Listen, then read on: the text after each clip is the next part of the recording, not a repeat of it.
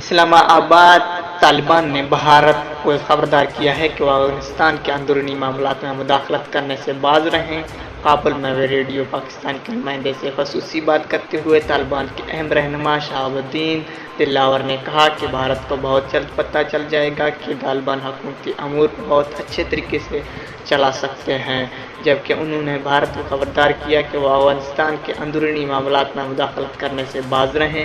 پاکستان سے متعلق ایک سوال کے جواب میں شہاب الدین دلاور نے 30 لاکھ افغان مہاجرین کو پناہ دینے پر پاکستان کا شکریہ ادا کرتے ہوئے کہا کہ پاکستان نہ صرف ہمارا پڑوسی ملک ہے